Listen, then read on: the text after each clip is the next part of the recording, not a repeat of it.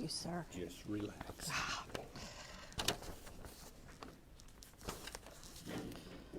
This is low and on. Okay. My husband had a birthday, and that's hard for me to see now because he's so old. Am I on? Okay. Thank you all for having me here today. This is wonderful. Quite the crowd. As you said, I'm Julie Grigsba. I've been in this field for about 25 years, and the last 15 of those I've spent here in Ponca City at Opportunity Center.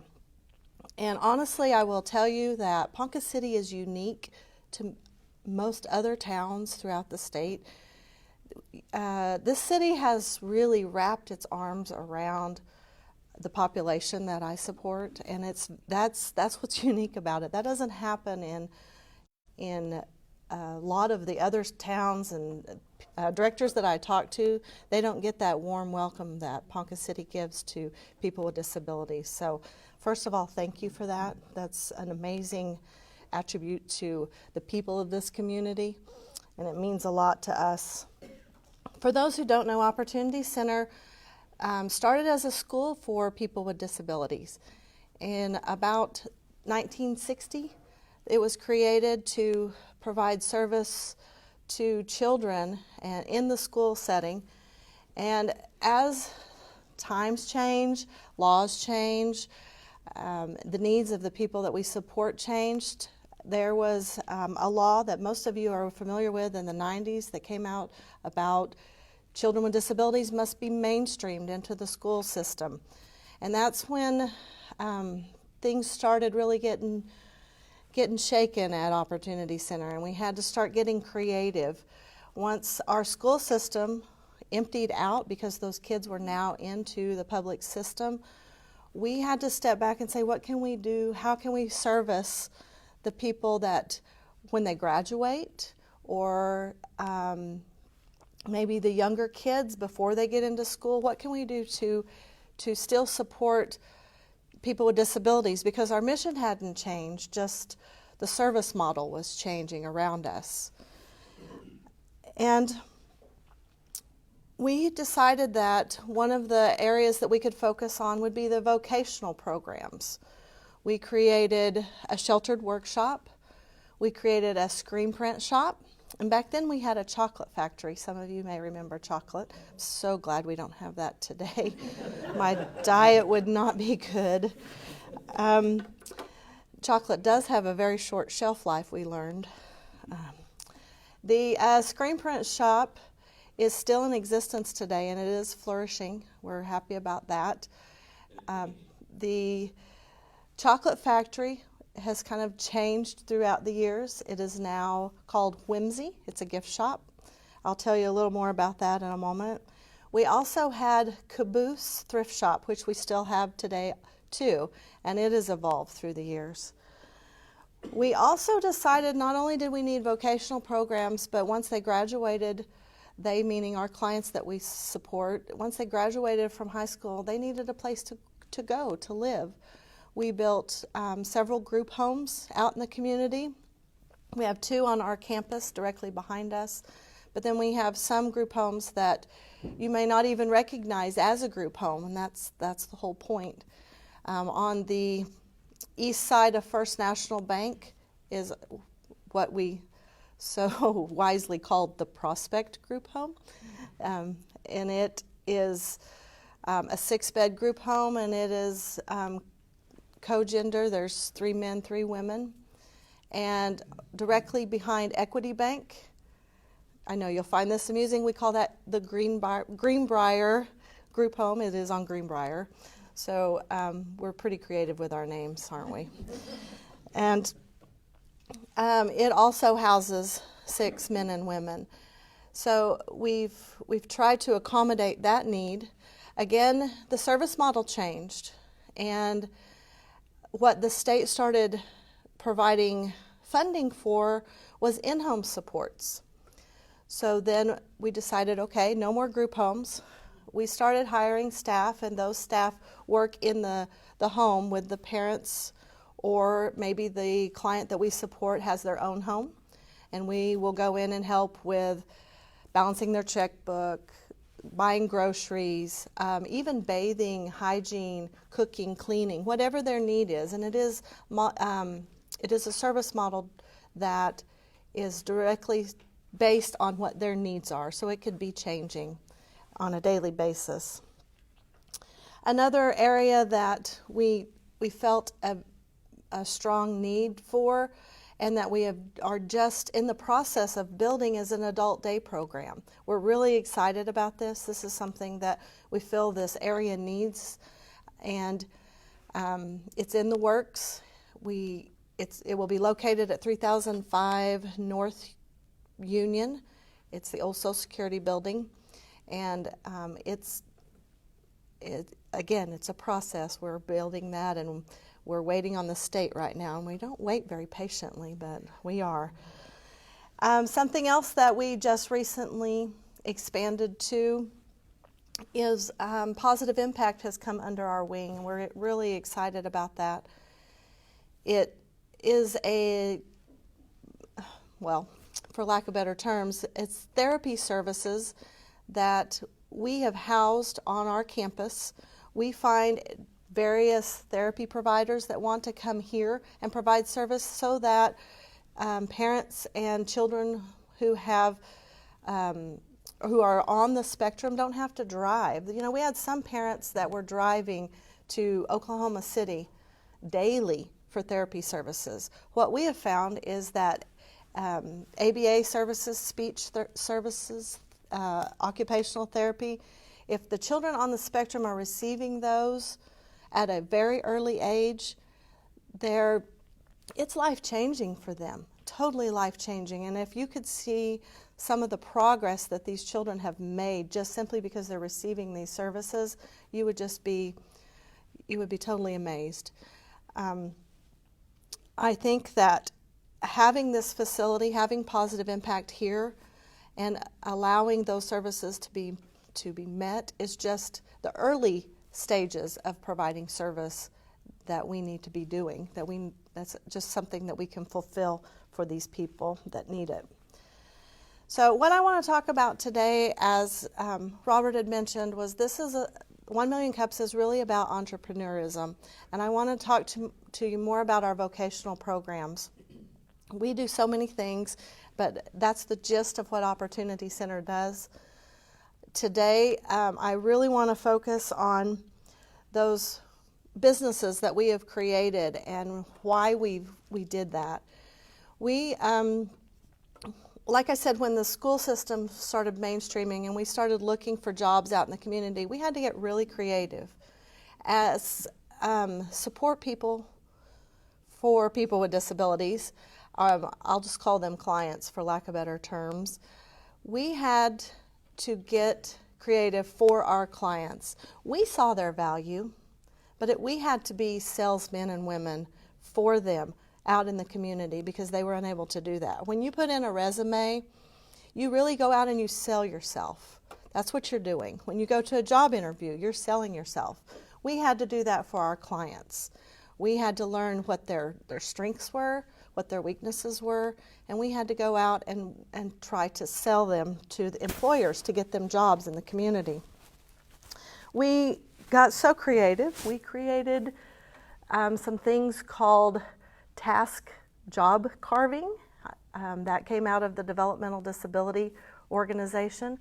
We went in and we would carve out a task out of a job and say, you know, we can't do this whole job, but we can't make a widget, but we can put part A and part B together.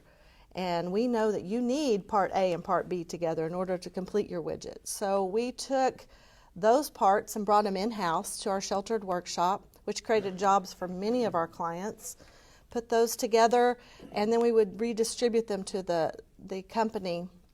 It helped them speed up their production times, and it gave our clients a piece of work and a piece of meaning for them. We also did job sharing. We had maybe 2 clients that could fulfill a job. Each person individually couldn't do an entire job, but they could go in and do parts of it, and together they made a whole. Like I said, we got pretty creative in some of the ways that we come up for our clients to get work out in the community. And then the employment rate went, and they started laying off. And we had a very difficult time finding jobs for our clients, just very difficult. Because if they were laying off people, they were laying off part-time people, and they were laying off that extra that they felt like they didn't need. And obviously, in order to keep your accountant, if they had to take out the trash, you kind of need an accountant. So we were always the first to get cut.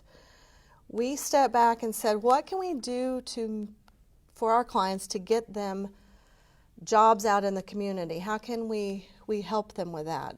So we expanded our businesses. We took Village Screen Print that was built in the 80s, and we made it bigger and better. In fact, yesterday we were delivered an 8-color automated press. Pretty excited about that. So give us a couple weeks till we figure out how to use it, and then come by and see us. It will print about, I'm going to get the numbers right, around 300 shirts an hour, I believe. So I can't help but think I would have ink from head to toe, but we'll see how it's going to be. We do embroidery. We have a direct-to-garment printer. If you have not seen a shirt go through a giant printer and get printed, it's pretty awesome. We love company. If you want to come by and hang out with us, I can do this all day long and talk about Opportunity Center. So we have also received some state contracts with Screen Print. We are doing a job for Oklahoma Highway Patrol right now that we are working on their CLEAT program. So there's a lot of uniforms that we're getting for them. We do a Department of Tourism. We are doing also our local. We don't want to forget Pioneer Tech. We do some shirts for you guys. We're happy about that. So we try to not only service our customers, local customers, but we've also expanded into state bids and state contracts. We also do those onesie-twosies. We love those too. We love when moms come in and say, I need a football mom shirt with go number 2 on the back. Okay, can do. Whimsy is kind of the heart of Opportunity Center. That was our chocolate factory. And as time changed, the chocolate factory turned into the country store. And as the needs of shoppers changed, we realized country store wasn't where we were going. It wasn't, it didn't explain who we were. We formed a committee several years ago, probably about 10 years ago now, that was a group of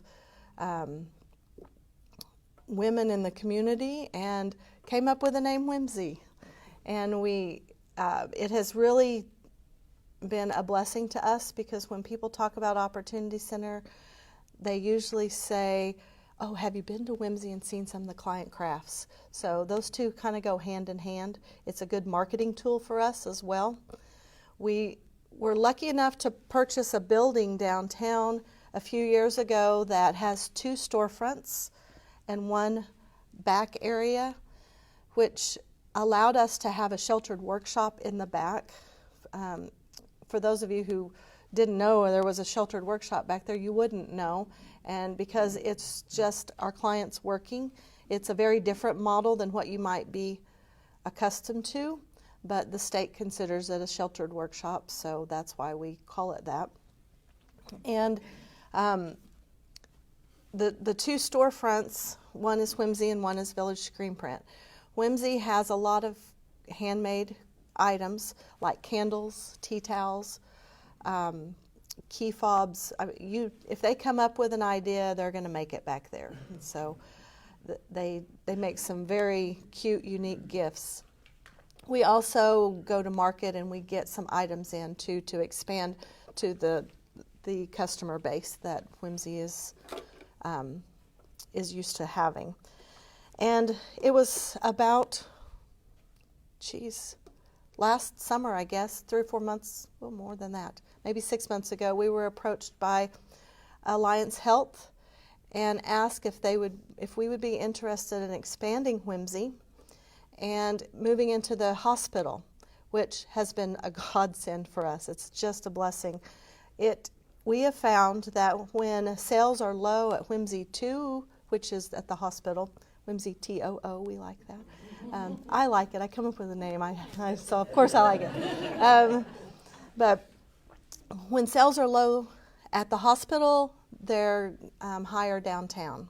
When they're low downtown, they're higher at the hospital. So it's really, it's a very unique setting for us. We have some presence on 14th Street, and we have some presence downtown, which we love our downtown. The last business is the Caboose Thrift Shop, to talk a little more about that. It is growing and growing and growing. It just amazes me. We never say no to donations, and we pride ourselves in that. A lot of times we don't have room, but we try to take all the donations anyway. I know there's several places in town that don't do that. We have another gift shop in Blackwell called the Goodbye Shop that we can also take some of our donations there if we get an overfill. But all the proceeds come back to Opportunity Center and to support our clients. So, as I said earlier, we had to get creative. We had to build these businesses, and I will tell you they haven't always been profitable. And we've had to step back and look at the mission of Opportunity Center. Our mission, first and foremost, is to provide a service to the clients that we support. However, they're businesses, and they have to make money. They have to break even. They can't lose a great deal of money, or then we're tapping into the money that we are going to spend to provide service to people with disabilities. We've been fortunate enough that there's been some fine lines there, and we always seem to come out on top because of the support of the community. It's been wonderful. We appreciate that so much. But having those businesses and a place for our clients to go it is a very unique model.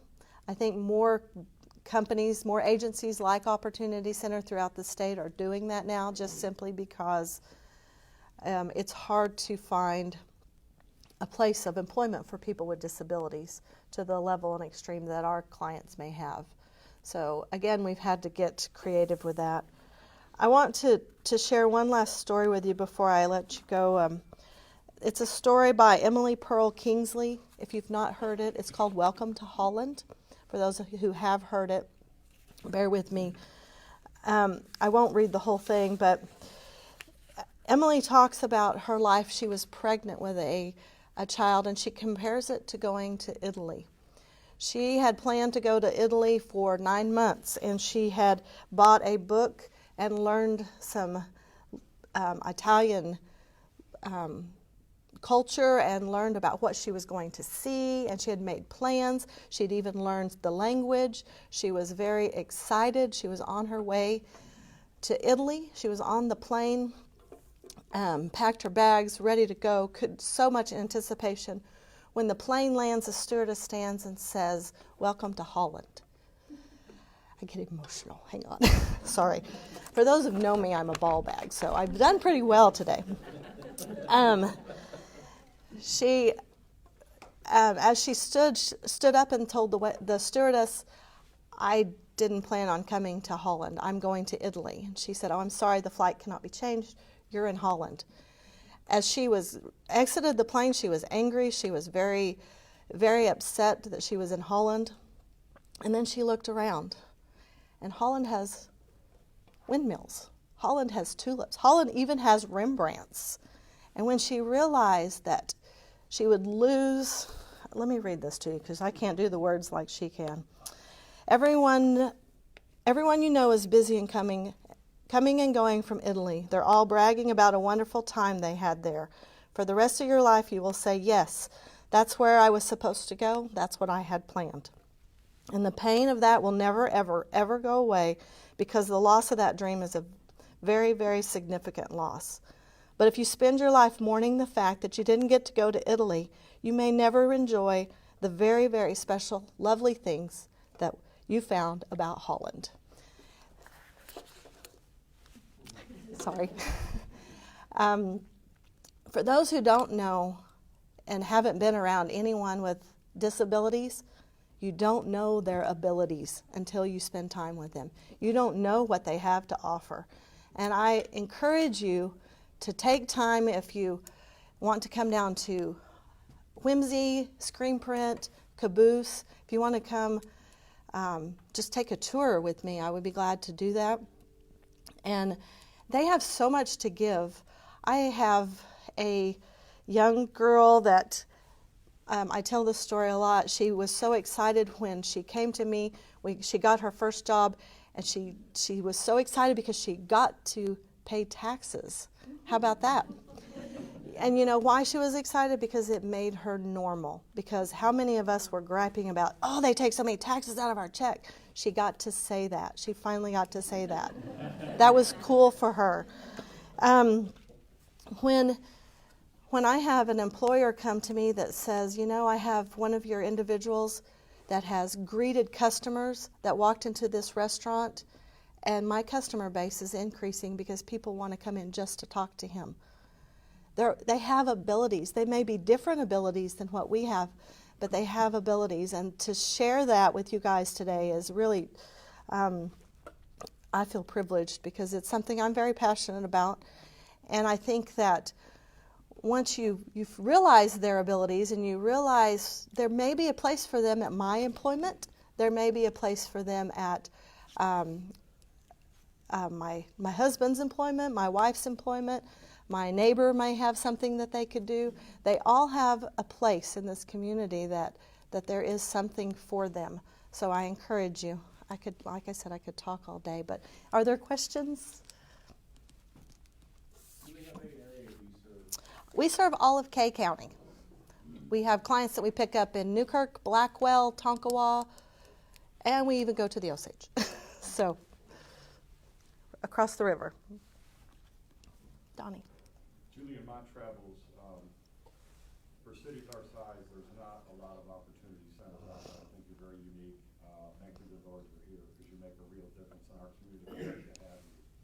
But for someone that really has no frame of reference for what you do and how you do it, is there any upcoming events or movies or anything where they could say, oh wow, I saw this or I attended that and now I get it? Good question. What Johnny's asking, is there any upcoming, thank you for the lead in, by the way.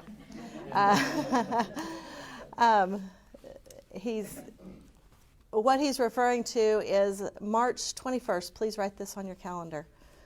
You're going to get me crying again. So, how many have seen the movie Peanut Butter Falcon? Anybody? Okay, don't ruin it now. March 21st, write it down. You have to be there. It looks awesome. It is so amazing. And it is a story about a gentleman who has Down syndrome who lives in a nursing home. And he is young. He's 20-something. He wants out. And he escapes. And literally, he has to escape. And nothing but his tighty-whities. But it's a story about how he is going out and living his life with support of people that love him. And that's what Opportunity Center is. And there's so much more to that, but that is, if you watch the trailer, you'll get that out of it. Please come. We are hosting it at the Ponca at 2 p.m. on March 21st, and we want you to be there. We will have, by invitation only that evening, a special viewing too. But the 21st, we will have popcorn. The Pumpkin will be serving everything for us, and it will give you an idea of how important it is for people with disabilities to have a support system like Opportunity Center. So thank you for that question. Yes? I don't have a question. I just want to tell you that I used to have the master's touch, so I was Yes. just 2 doors down from you. And one of my favorite things was when they were back in the sheltered workshop, if they saw me drive up, kind of got to know some of them, and they would run out for a habit to get to visit for a little bit. It was always such a joy if I got to see them that day. But what always struck me was how happy they were to be doing, and they wanted to tell me what they were working on and what they were doing, and it was going to be in the store. Mhm. And thankfully, that's such a ministry to the community to have this available, and I love it. I cry too. I just love that we have that. Thank you. Thank you. What she was saying is that they take pride in their work, and they're very happy. And when it's something that they've made and you walk into the front of Whimsy, they're going to say, "Do you see what I made?" They're pretty happy about that. So, and it works both ways for us. They get pride, and we usually get a sale because who doesn't want to buy that now that you know who made it? So, And I miss those hugs. well, come on by. Come on by. How many clients do you serve, Julie? Currently, we are serving 55 adults and about 51 children. The children are just receiving therapy services or in-home supports for their parents, like respite care and things like that. What process do you use to go out and advocate for your clients with like outside job positions? You said you had to go out and sell them to employers. How does that? It's what he was asking is how we advocate for our clients and how we find them jobs. It's based on a client need. Once we have a client comes to us and says, "I'm looking for a job, I want to do this," or maybe we have some clients that we employ that say, I've been working here, I don't like it, I want a new job, then we'll go out and we'll job develop for them. We take them out in the community, we fill out applications, we take them on interviews, etc. There's been times that, and just recently, if you've been to Provisions downtown, yes, Great service. thank you. They came to us and said, "Would you have someone that could work in this environment and take care of us?" And we just happened to have someone that was looking for a job. So we try to make that specific to our clients, what their needs are. So as a business owner, a lot of us are, Yes. if this is something that watched the video that thinks it's inspiring and we want to be a part of it, we're welcome to send you guys a message and be like, "Hey, we Absolutely. like what you're doing and we would be interested in working with you." You guys Absolutely. would be the ones to talk to, and you could help Yes. us lead us down that path. Yes, you can call my office. I can give you that number, and 580-765-6782, and ask for Julie, and I'll direct you in the right direction of who you need to talk to in order to we can sit down with you and come up with a plan of what jobs our clients could do, how we could save you money, how you could better utilize our services. We would love to do that. Any other questions? Do you interact with SCL, Supported Community Lifestyles? I understand he has about 400 people in this category. He does. The area, several. Mhm. Do you interchange or react? We share a lot of staff. Yes, Ron and I are good friends. We work together. He provides service to a little different population than we do, but I might get a client that I feel Ron would better serve, and I might refer them to him, as well as he might get someone that he can refer to us. We have talked about collaborating on some businesses, and we don't have the details worked out yet of how that might work, but we've briefly talked about it, and it's finding time to sit down and come up with some more ideas is great. But yes, we work hand in hand with them. At one time, you still there or not, but at one time, talking about your widgets, I think your people were taking nuts and bolts and screws and hardwares and so putting them in a plastic bag for the drugstore manufacturing company. Correct. Do you still do that? Homer was asking about some of the jobs that we have in our sheltered workshop. We do not do that job anymore about the nuts and bolts. We don't do that. When they changed owners, we lost that contract. I will tell you some of the things we do is for carbon black, we make shoe covers. We take them out of terry cloth, and they just have elastic around that go over the top of the shoes.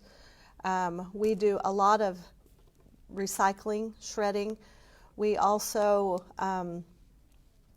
do, let me expand on recycling. We take anything that doesn't sell from the caboose or the goodbye shop, and we separate it and send it to third world countries. So it does get used for those items that you donate. If we don't sell it here, it gets used. Or we will cut it into squares if it's cotton material. We sell it to head country. There's some local auto body shops and mechanics around here that come and buy our rags so that they can use those. We have a contract with Lindsay Manufacturing, probably our longest running contract. And we have a group called an enclave that we send to Lindsay Manufacturing. And we have about 6 clients that work out there that do parts on site there for them. So we do A-handles for, I went blank, a company here in town. It's just putting parts A and B together, and you compress them, and I totally lost who they're for, but we do those. So, yes. Any other questions? Julie, I just wonder, what can our community do to help support Opportunity Center and its enterprises? There are so many things. Obviously, if you're needing employment, we love to have new jobs. We're interested in that. We're always looking for volunteers. We need board members. We need volunteers at all of our events. We have several events that we do as fundraisers. We are looking for,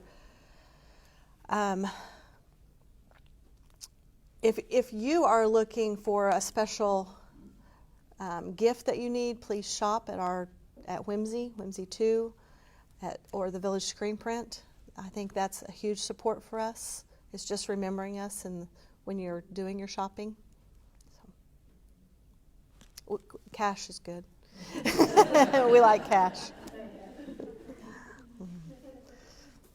Any other questions? Thank you.